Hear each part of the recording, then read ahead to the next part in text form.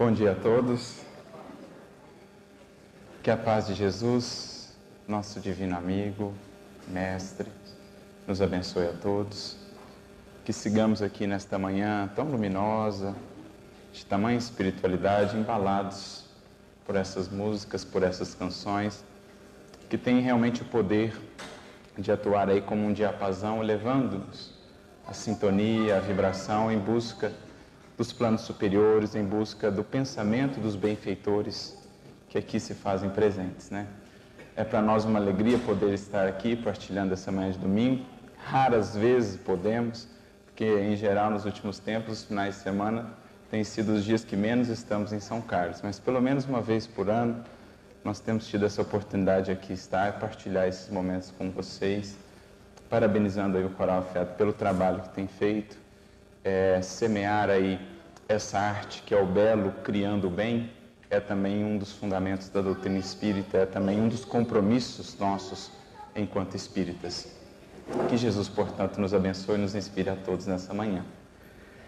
E o tema que nos propusemos a conversar aqui nasceu de uma mensagem de Emmanuel com um título interessante. É o último capítulo do livro Vinha de Luz, que Emmanuel coloca o título Depois, 3 pontinhos. Então, a nossa ideia aqui, nessa manhã, amparados ou ancorados nessa reflexão de Emmanuel, é pensar um pouquinho em nossa vida nesse antes e depois de tudo o que fazemos. Porque tudo o que vamos realizar na vida começa aí com um antes, o sonho, o anseio, o pensamento, o desejo, e depois, a fim de que possa se concretizar, ao depois, ao processo, à continuidade. Geralmente, o antes marcado aí pela empolgação, pelo encantamento, pela alegria, né? Pela disposição, e o depois marcado aí muitas vezes pelos desafios, pelas dificuldades, convidando-nos a perseverar, a continuar. Isso vale para tudo na vida, isso vale para os relacionamentos. Há sempre aquele antes, o começo do namoro, o encantamento, onde ainda não se existe ali a convivência de fato, que tem os seus desafios, mas também as suas enormes bênçãos. Então, o antes é, muitas vezes, o sonho, a idealização, mas tem o depois. O convite ao processo, o convite realmente à conquista, à realização. Assim também nas nossas profissões, no nosso trabalho, no nosso âmbito profissional, ao antes, o anseio de alcançar aquela conquista, aquela realização, aquele título, aquele cargo, mas há todo um depois a ser vivenciado. E, naturalmente, nas nossas obras e nas nossas atividades espíritas. Na seara do Mestre, na seara do Evangelho, há o antes e um depois. Geralmente o antes marcado aí pela empolgação, aquela disposição, queremos fazer, queremos realizar, mas a grande importância aqui hoje, e é sobre isso que Emmanuel vai nos convidar a pensar, é e o depois? Como temos lidado com o depois? Porque nós vivemos num mundo que tem tido dificuldades em lidar com o depois. Num mundo altamente veloz como o nosso, marcado pelo imediatismo, que é uma das características principais desse nosso mundo moderno, as criaturas humanas, os corações, têm tido dificuldades de lidar com o processo das coisas. Dificuldade de lidar com aquilo que a natureza a todo momento nos ensina, que a fim de que algo possa realmente se desenvolver, se consolidar, é preciso juntar aí alguns ingredientes, dentre eles o tempo, aliado ao esforço, paciência e perseverança. Porque é só isso, só essas conquistas que ele ajudou a construir e edificar, que o tempo passa a respeitar. Mas no mundo tão veloz como o que hoje vivemos, geralmente a reflexão sobre o depois é largada ou abandonada a um segundo plano, quando não, completamente esquecida, porque pensa-se, cultiva-se apenas o imediato. Faça o que agora quer fazer e não pense nas consequências. Faça aquilo que te traga uma satisfação imediata, um prazer imediato, e não pense nas consequências. E assim, muitas vezes, vamos nos anestesiando, vivendo desses aportes transitórios como que anestesias de satisfação imediata e momentânea, e construindo toda uma teia de complicações para as nossas vidas, pela inabilidade de lidar com o depois, com as consequências de tudo que fazemos. Como no mundo que nós vivemos hoje, tão conectado, conseguimos muitas vezes aquilo que ansiamos materialmente com mais velocidade, queremos comprar uma coisa, a temos em dias, quando não no mesmo dia, comprando-a pela internet. Queremos conversar com uma pessoa, conseguimos fazê-lo em instantes, e se ela demora um pouco, já nos impacientamos com a conexão que hoje temos. Aos poucos, nós fomos criando essa viciação, essa acomodação ao imediato, de modo que tudo aquilo que vai demandando de nós mais tempo, mais perseverança e mais paciência vai sendo abandonado. Vai trazendo-nos um incômodo sem conta.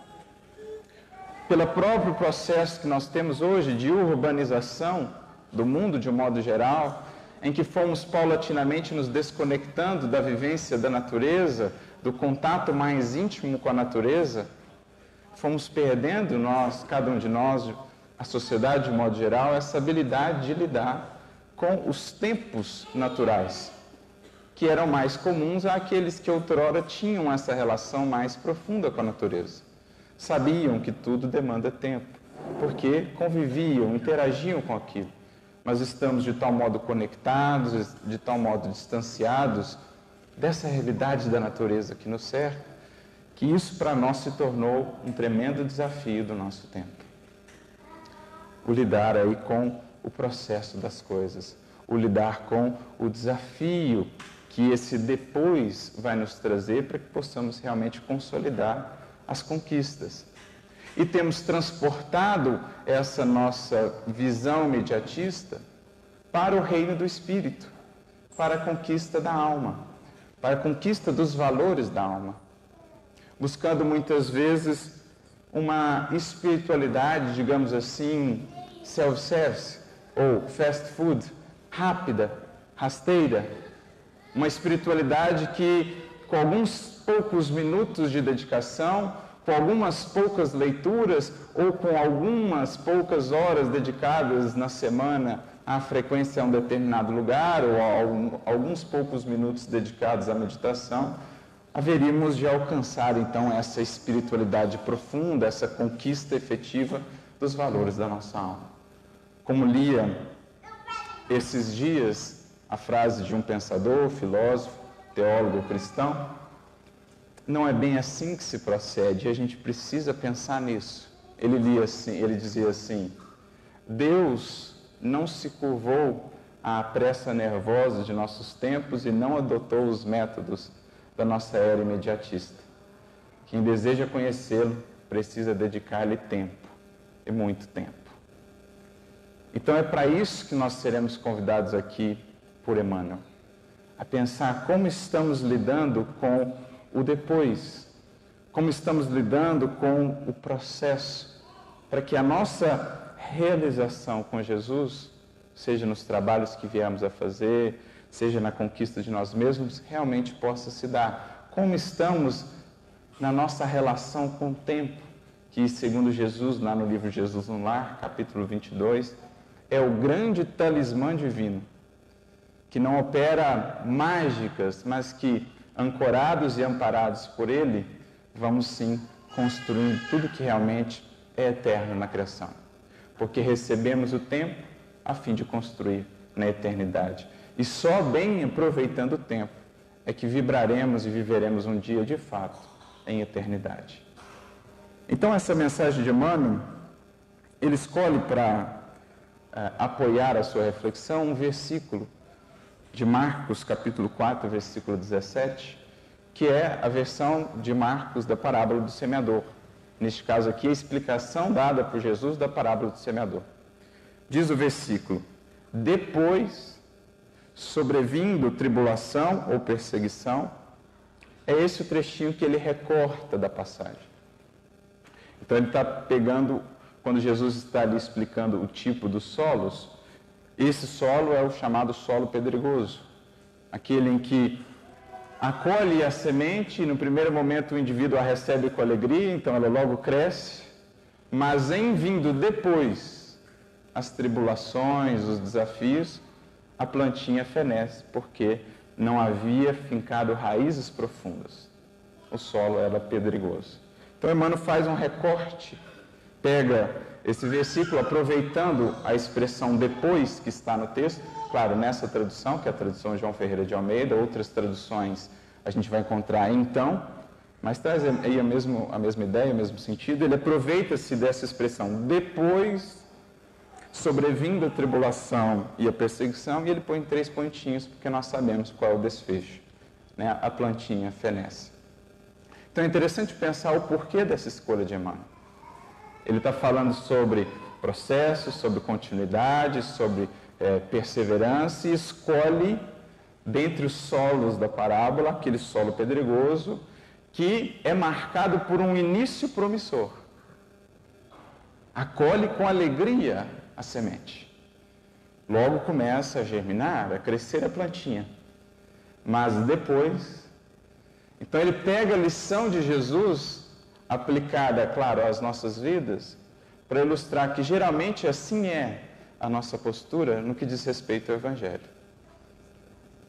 Há um encantamento, há uma disposição muito grande, muito nobre em começar, mas geralmente temos nós pecado na continuidade.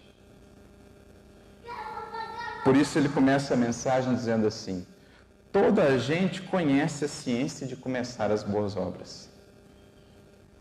Então a ciência de começar as boas obras, praticamente todos nós que já despertamos um pouco para as buscas espirituais, conhecemos essa ciência.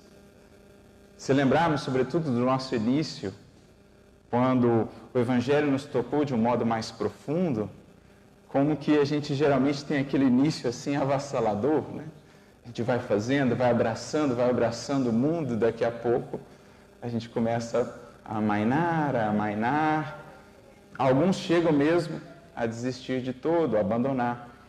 Mas o grande convite aqui para nós é, mais do que conhecer a ciência de começar, o Evangelho, o Cristo vem nos ensinar a ciência de continuar. A ciência de perseverar. Porque só assim haverá conquista efetiva. Como Jesus vai definir em outro momento no Evangelho de Lucas, pela vossa paciência ganhareis as vossas almas. A palavra grega hipomone pode ser traduzida por paciência, por perseverança ou por fortaleza. São sinônimos. Dependendo da tradução, a gente vai encontrar as 3 palavras. E é bonito pensar que, na verdade, essas 3 palavras, elas representam uma virtude. E a virtude talvez mais fundamental para a maior de todas as conquistas. A conquista de nós mesmos. Paciência, perseverança e fortaleza ou resiliência. E como falávamos, no contexto em que ora vivemos, talvez das virtudes mais necessárias. Porque o nosso limiar de paciência está muito reduzido. A nossa capacidade de perseverança também. Em surgindo os primeiros desafios na convivência, por exemplo, somos logo incentivados pelo mundo a abandonar, a afastar aquilo que nos desafia, porque estamos viciados no imediato. Quando não encontramos a satisfação imediata, afastamos como algo que nos prejudica, como algo que nos faz mal, quando muitas das vezes é justamente o que nos cura, é justamente o que nos prepara para conquistas mais definitivas no âmbito da paz, no âmbito do amor, no âmbito do conhecimento de nós mesmos, mas enfim, o nosso limiar de paciência, de perseverança está tão reduzido, e também de fortaleza, de resiliência. Não temos nos preparado, não temos criado em nós, como no caso dessa plantinha, as raízes que nos permitam lidar com os reveses e as tribulações da vida sem quebrar, sem desistir, sem abandonar. Por quê? De um modo geral, temos nos fixado apenas na superficialidade do começo, do sonho, do anseio, sem investir na profundidade que toda empreitada na vida nobre vai demandar de nós. Em geral, temos nos fixado em vidas superficiais, em relações superficiais, em leituras e conhecimentos superficiais, mas temos dado pouco tempo para o aprofundamento. É esse o conceito que Zygmunt Bauman vai trabalhar no seu livro Amor Líquido. Tudo é superficial, tudo é artificial, conecta-se e desconecta-se com uma velocidade impressionante, isso no âmbito dos afetos, dos relacionamentos. Portanto, não se constroem relacionamentos realmente enraizados, fortalecidos para lidar com as tribulações naturais da convivência, que são essas as que realmente nos enriquecem, nos sustentam e nos fortalecem. As leituras são superficiais. Cada vez mais lê-se pequeninos trechos superficiais, e por isso ganha espaço nas mentes, nas consciências, a mentira, um dos maiores problemas e desafios do nosso tempo, as fake news, porque estamos viciados nessas leituras de relance. Olhamos, passamos os olhos e já nos consideramos conhecedores sobre aquele assunto, a ponto de, mesmo desafiarmos assim, nos colocarmos superiores ou acima de grandes pensadores consolidados em determinadas áreas. São as leituras de superfície. Então, o nosso mundo é um mundo marcado por superfície, marcado por superficialidade, nas leituras, nos relacionamentos, nos trabalhos. E aí cabe a reflexão nas nossas próprias atividades espíritas. Quantos grupos não começam e logo terminam porque não conseguiram a profundidade necessária para os reveses? Quantas casas não começam e não terminam porque não conseguiram estabelecer entre os membros esse enraizamento que lhes dá sustentação ante as tempestades? Então a gente precisa realmente, pelas lentes novas que o Espiritismo vai nos dar, superar um pouco essa visão do imediato, da superfície, em busca de profundidade. Emmanuel vem trazendo alguns exemplos. Aceita-se o braço de um benfeitor com exclamações de júbilo. Todavia, depois, quando desaparece a necessidade, cultiva-se a queixa descabida, no rumo da ingratidão declarada, afirmando-se: ele não é tão bom quanto parece. Mas o que nós esperávamos? Encontrar aqui espíritos santificados? Quantas vezes não vemos corações que assim se colocam: me decepcionei com os espíritas, ou com o movimento espírita, ou com os cristãos, porque não eram assim como eu julgava que eram. Mas o que nós esperamos? Aqui não é uma escola, um hospital, ao mesmo tempo, ou aqui buscamos almas santificadas? Há um cristão que esse sim, nunca nos decepcionará. Por isso nos é dado como referencial. Mas no mais, amigos, é ilusão conservarmos essa visão de que não veremos nos outros as parcelas de sombra que ainda trazem. E se o nosso empenho, a nossa dedicação no trabalho for construída sobre essa visão superficial dos outros, não perdurará, não subsistirá. Até mesmo em relação ao Chico, conta certa feita, uma pessoa foi buscar em Pedro Leopoldo, e Chico trabalhava na Fazenda Modelo, e o seu chefe, Romulo Joviano, era bem enérgico. No horário do trabalho, ninguém visitava o Chico. Podia ser o que fosse. No horário do trabalho, o Chico estava ao trabalho. A pessoa foi, tentou e não conseguiu visitá-lo. Ela havia vindo de Santos, se não me engano, e voltou decepcionada, praguejando contra o Espiritismo, praguejando contra o Chico, dizendo: me decepcionei. Achei que era isso, mas nem me recebeu, nem me acolheu. Quando o Chico voltou para casa à noite, final da tarde, e ficou sabendo da história, né, ficou todo preocupado: mas como assim? Né, será que não dá para... Emmanuel, então, lhe aparece e diz: fique tranquilo, Chico, porque se ela fosse começar a edificação da fé dela sobre você, que é criatura frágil, infalível, logo a fé dela não ia durar muito. Então, é bom que ela não começasse com essa base equivocada, para que depois ela encontre realmente a base acertada para começar a edificação da fé dela. Então é isso, muitas vezes nós nos encantamos, nos impressionamos com indivíduos que admiramos, aquilo dá um impulso inicial para o nosso trabalho, mas porque a gente não aprofunda na compreensão de nós mesmos, que geraria uma melhor compreensão do outro, que também tem imperfeições, quando aquele outro vem a tropeçar, uma debandada de indivíduos tropeça também, ou abandona, ou desanima também. Por quê? Não consolidaram realmente aquele entusiasmo, não se prepararam realmente para o depois, aprofundando aquele encantamento inicial. Então isso é muito comum. Inicia-se a missão da caridade com entusiasmo santo. Contudo, depois, ao surgirem os primeiros espinhos, proclama-se a falência da fé, gritando-se com toda a força: não vale a pena. Em geral, o que ocorre nos nossos trabalhos, né? Quando a gente realmente vai mergulhando cada vez mais fundo no conhecimento do Espiritismo, no conhecimento das leis divinas, do Evangelho, parece que os problemas, eles como que vão se multiplicando, especialmente em nós. Por quê? A luz que vai se acendendo em nossa consciência vai mostrando aspectos da nossa personalidade, vai mostrando posturas, hábitos que possuímos que antes não nos incomodavam. Estávamos para eles insensíveis, tal era a casca grossa do nosso egoísmo. Mas o Evangelho vai nos tornando mais sensíveis, o coração vai se tornando mais sensível, a luz vai se fazendo em nossa consciência e vamos percebendo melhor posturas que agora conseguimos identificar contrárias à lei divina. Então os problemas como que parecem se multiplicar, os desafios parecem se multiplicar.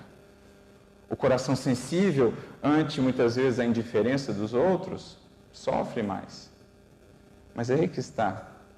Não se cultivam rosas sem aprender a se lidar com os espinhos. A caminhada com Cristo, ela supõe aí, ela pressupõe aprender a lidar com as cruzes. A principal delas, como vai dizer Emmanuel, nós e nós mesmos. Essa é a nossa principal cruz. Nós em nós mesmos. Isto é, o que eu sou e já não mais quero ser, mas que ainda demanda um tempo para que eu possa modificar. Essa é a principal cruz. A cruz daquilo que eu já consegui vencer, mas que o outro ainda não conseguiu vencer e superar. E que, de certo modo, vai nos ferir, nos machucar em algum momento, mas que vamos ter de aprender a lidar. Ou a cruz ou a sombra coletiva, aquela das coisas como ainda estão configuradas no mundo, os valores, os hábitos, que muitas vezes ainda vão estar aí na contramão dos caminhos que agora buscamos. Toda alma que caminha para a sua libertação, para a sua individuação, como vai dizer Jung, por exemplo, vai ter de lidar com a cruz. Por isso mesmo Jung elege como símbolo da individuação a cruz. E toma como arquétipo desse ser realmente que já se individualizou nesse sentido, já se individuou, né, já se libertou, ele elege o Cristo como símbolo desse ser. Ele vai dizer, todos aqueles que caminham para essa individuação terão seus caminhos cruzados. Ou seja, encontrarão obstáculos, e esse é o símbolo da cruz. Eu tenho a reta e tenho aquilo que cruza a reta. Aquilo que se antepõe ao meu anseio de libertação. E ele então elege 3 tipos de cruz. O primeiro, a nossa sombra. O que eu sou e não mais quero ser. E a gente sabe que isso dói.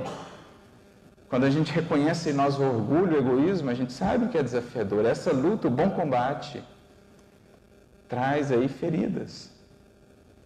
Mas eis aí o amor, eis aí a fé e a esperança como os bálsamos a apaziguar essas dores. A segunda cruz, ele vai dizer, a da sombra do outro. O que eu já não mais sou, mas o outro ainda é.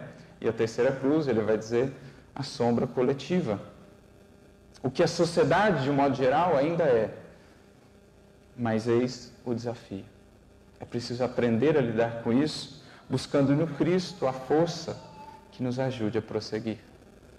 Aprender a buscar nessa fonte de amor que nunca se esgota, o amor que sempre nos sustentará para doar, renunciar, mesmo que não venhamos a receber. Eu me lembro como São Vicente de Paulo, um dos fundadores, é o fundador da Ordem dos Vicentinos, uma ordem da Igreja Católica muito conhecida pelo seu trabalho caritativo, de acolhimento e tudo mais. Ele, enquanto encarnado, ainda orientava as suas discípulas, as suas pupilas, né? Quando, por exemplo, estavam atendendo aqueles indivíduos que vinham buscar o alimento e muitas vezes atuavam ali com agressividade, com ingratidão, reclamavam e tudo mais. E ele dizia então, muito carinho com os convidados de Jesus, porque eles são exigentes. Eles são exigentes. Muito carinho com os convidados de Jesus, porque eles são exigentes. Então é preciso realmente preencher o coração de amor para poder seguir na tarefa. Empreende-se a jornada da virtude e aproveita-se o estímulo que o Senhor concede à alma através de 1000 recursos diferentes. Entretanto, depois, quando a disciplina e o sacrifício cobram o justo imposto devido à iluminação espiritual, clama-se com enfado. Assim também não. Em outras palavras, assim já é demais. Então, na criação divina, há um preço para a luz. Isso nós percebemos nas nossas conquistas mais corriqueiras na Terra. Aquelas conquistas que realmente nos marcam, aquelas que realmente têm sabor, só o são porque demandaram de nós um preço, que é o preço do esforço, que é o preço do tempo dedicado àquilo, que é o preço do suor, que é o preço da renúncia, de abrir mão de outras coisas. São essas as conquistas que aqui no mundo mais nos trazem o sabor, mais nos trazem aquele contentamento, que dirá no reino do Espírito. O preço da luz na criação, aprendemos, é o do sacrifício. Deixarmos de ser alguma coisa para sermos algo melhor, em benefício do todo. A própria natureza nos ensina isso. Para que faça-se a luz, a vela consome-se a si mesma. A lâmpada também, o próprio sol. Como a nos dizer implicitamente, sutilmente, aos que têm ouvidos de ouvir e olhos de ver, que na criação divina, o preço para acender a luz é o preço desse consumir-se.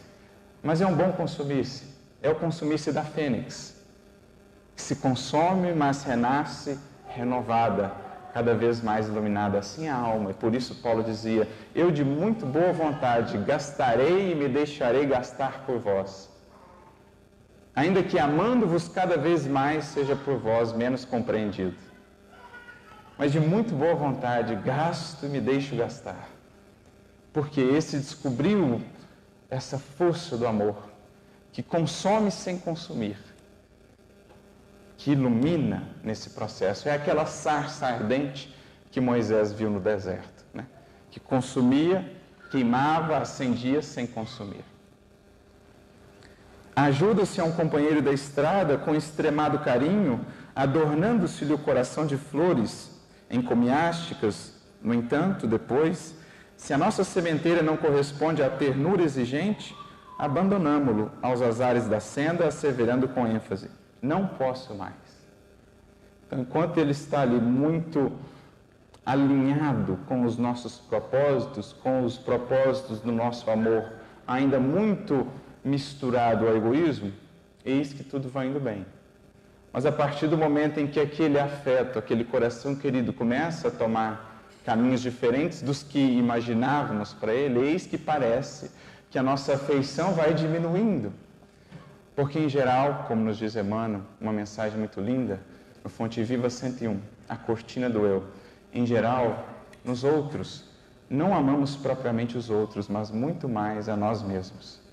De modo que quando aquele outro passa a seguir caminhos que não são os que julgávamos melhor para eles, a nossa afeição diminui. Porque vemos menos de nós mesmos nele. Daí o desafio de desenvolver em nós esse amor que seja cada vez menos condicionado às realizações do indivíduo. Por isso, Emmanuel conclui nessa parte: todos sabem principiar o ministério do bem. Poucos prosseguem na lide salvadora, raríssimos terminam a tarefa edificante. Em outro momento, ele vai ter uma frase muito similar num livro que li recentemente, muito marcante, um livro que conta os bastidores da vida do Chico.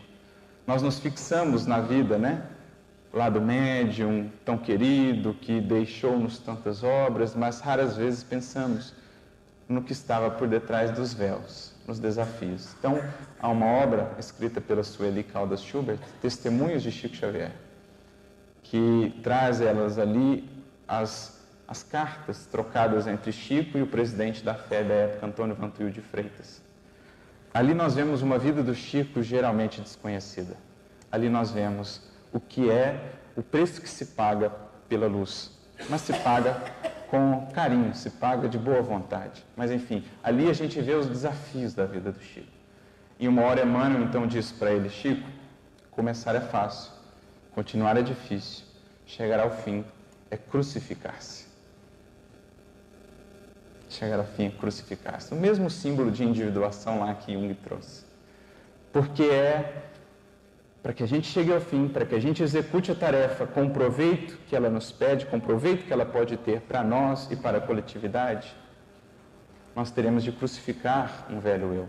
Crucificar, isto é, deixar para trás, abandonar velhos hábitos, o velho indivíduo que temos sido, a fim de que possa renascer aí, sim, trabalhado pelo trabalho, um novo indivíduo.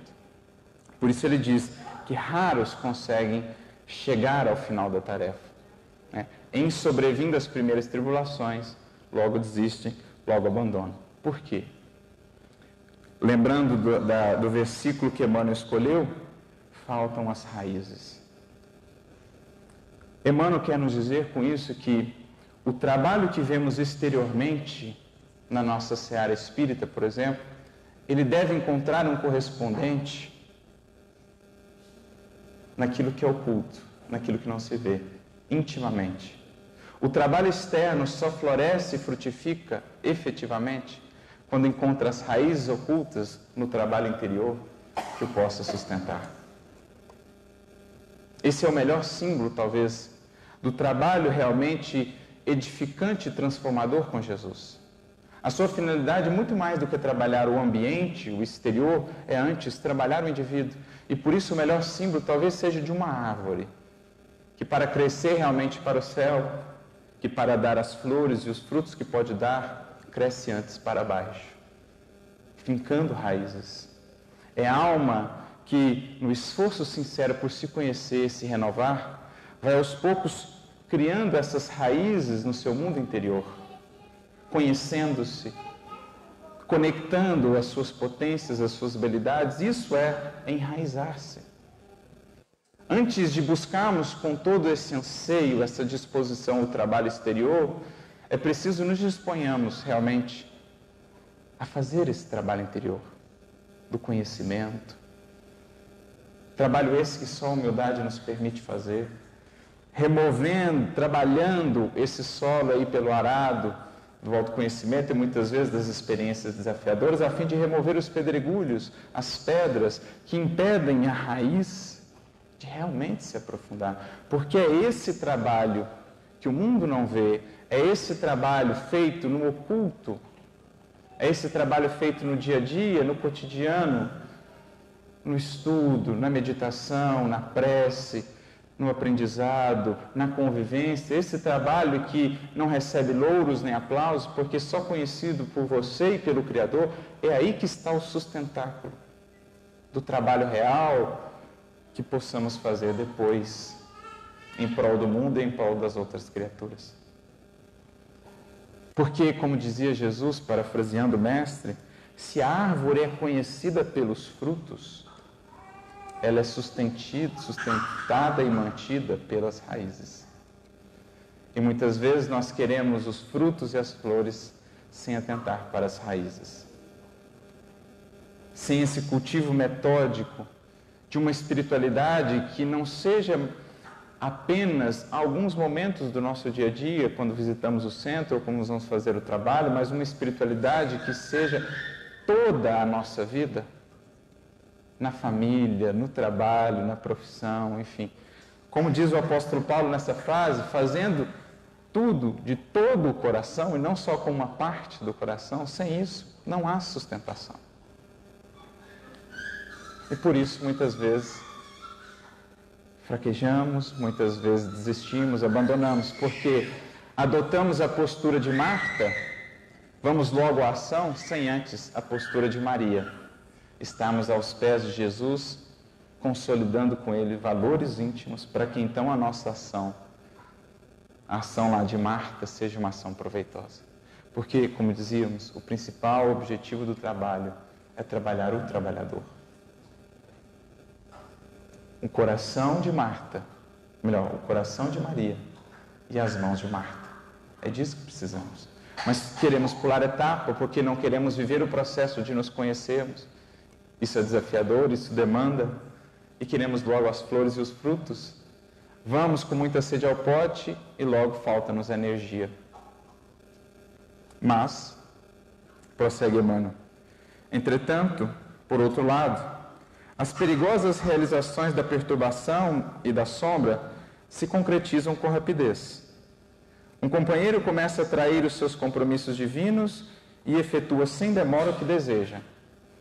Outro enceta a plantação do desânimo e, lesto, alcança os fins a que se propõe.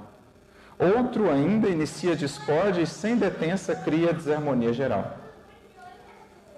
Por outro lado, tudo aquilo que queremos realizar que gera perturbação, que foge à harmonia da lei divina, parece se concretizar com velocidade.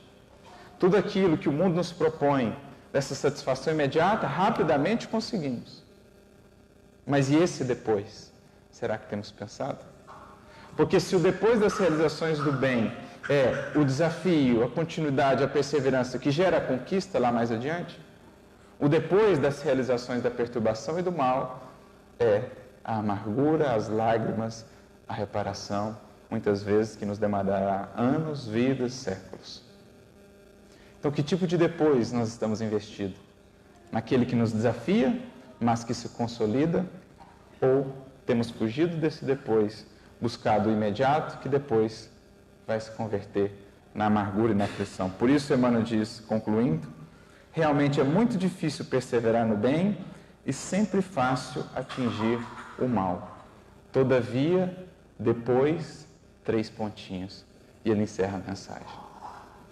Todavia, depois, essa é a reflexão.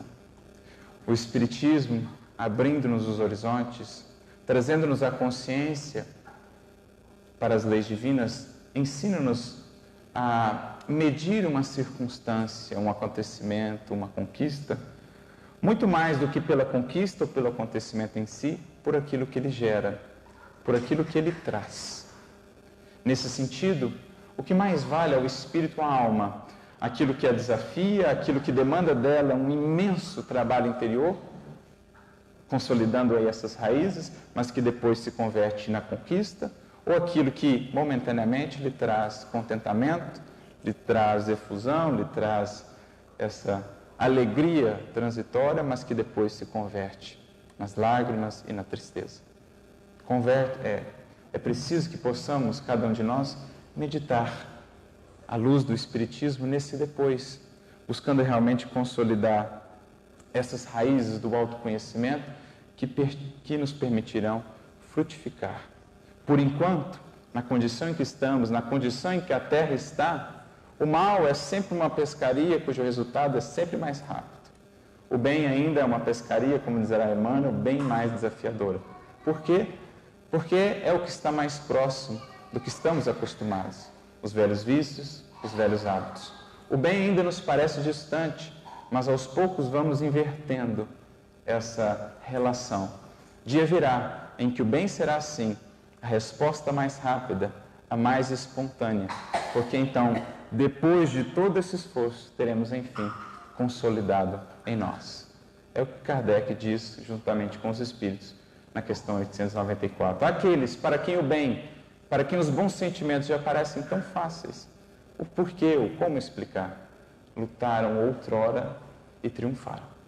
Que não nos esqueçamos que diante desse mundo que esquece o depois, não há conquista efetiva sem o processo, sem o lutar. Não há árvore que se sustente sem raízes, não há frutos sem as estações, sem os tempos que precisaremos todos vivenciar. Meditemos que tipo de depois temos buscado e que Jesus nos ajude realmente a buscar o depois que permanece apesar das lutas. Muita luz e muita paz a todos e que Jesus nos abençoe sempre.